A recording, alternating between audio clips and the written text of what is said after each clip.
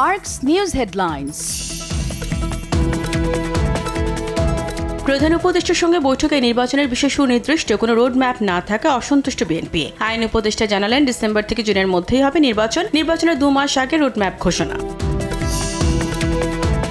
ত্রয়োদশ জাতীয় নির্বাচনের রোডম্যাপ আগামী জুলাই মাসে ঘোষণা করার পরিকল্পনা রয়েছে কমিশনের। কথা জানিয়ে নির্বাচন কমিশনার মোহাম্মদ আনোয়ারুল ইসলাম সরকার বললেন, সুষ্ঠু ভোটের জন্য সবকিছু করবে ইসি।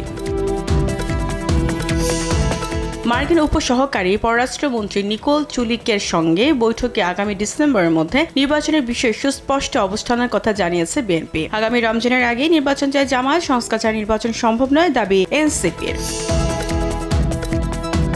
দীর্ঘমেয়াদে চাল, তেল সহ নিত্যপণ্যের দাম স্থিতিশীল রাখতে কার্যকর পদক্ষেপ নিচ্ছে মন্ত্রণালয়, জানালেন বাণিজ্য উপদেষ্টা। শুধু পাকিস্তান, ভারত, চীন নয়, দেশের স্বার্থে সবার সঙ্গে বাণিজ্য করবে সরকার।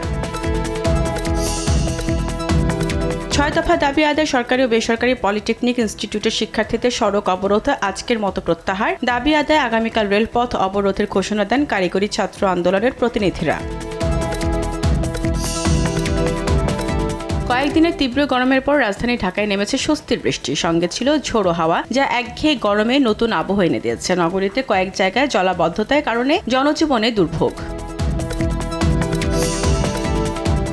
পহেলা বৈশাখের শোভাযাত্রার জন্য ফ্যাসিস্টের প্রতিকৃতি বানানো চিত্রশিল্পী মানবেন্দ্র ঘোষের বাড়িতে আগুন দিয়েছে দুর্বৃত্তরা। মানিকগঞ্জ সদর উপজেলার গোরপাড়া ঘোষের বাজার এলাকায় শিল্পীর বাড়িতেই আগুন দেওয়া হয়।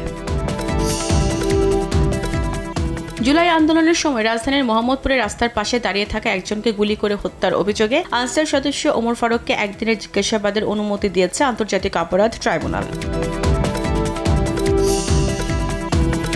ইসরায়েলি হামলায় গাজায় নিহত হয়েছে আরও অন্তত 23 ফিলিস্তিনি। ফলে অবরুদ্ধ উপত্যকাটিতে নিহতের মোট সংখ্যা 51,000 ছাড়িয়েছে। ইসরায়েলের দেয়া 6 সপ্তাহের যুদ্ধবিরতি চুক্তির প্রস্তাব প্রত্যাখ্যান করেছে হামাস।